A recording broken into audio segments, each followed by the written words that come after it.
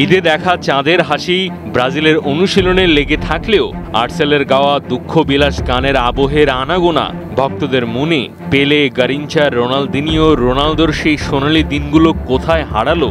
ব্রাজিলকে কি আগের মতো করে ভালোবাসে এখনকার ব্রাজিল? 22 বছর কেটে গেছে, প্র্যাকটিস সেশনে দেখা যাচ্ছে সেই একই রকম আইটেম সঙ্গের মতো ফুর্তির আনাগোনা। তবে একটা বিশ্বকাপ জিতে সমর্থকদের চোখের পানি মুছতে পারেনি কেউ।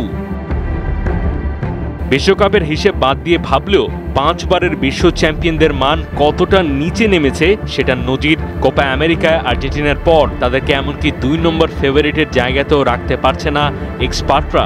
যদিও প্রচুর মিডিয়া হাইপ আর অতি ভক্তদের আশার শেষ নেই, তারপরও টুর্নামেন্ট শুরুর আগেই এই ব্রাজিলের শেষ দেখে ফেলছেন স্বয়ং রোনালদিনিও।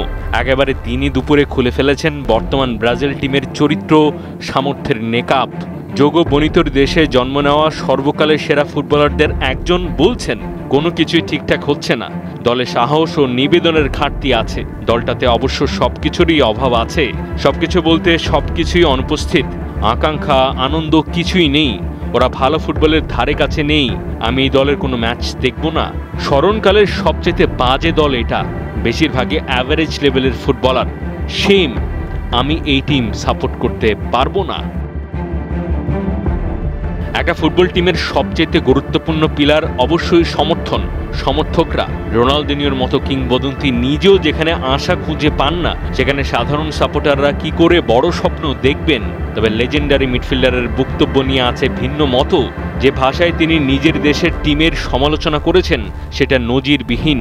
হয়তো স্বাভাবিক অবস্থায় ছিলেন না, এমনিতে ফুটবল ছাড়ার পর অনিয়ন্ত্রিত নারীকেন্দ্রিক জীবন, বিভিন্ন রঙের দুষ্ট পানি খাওয়ার পরিমাণ বাড়ানোর কথা প্রায়ই মিডিয়ায় এসেছে। তবে বর্তমানের খেলা আর সাবেকদের কথা আপাত দৃষ্টিতে ব্রাজিলিয়ান ফুটবল একেবারে লাগাম ছাড়া। ওখানে ব্রাজিল আছে, ফুটবলটা শুধু নেই। মাহদি হাসান, ৭১।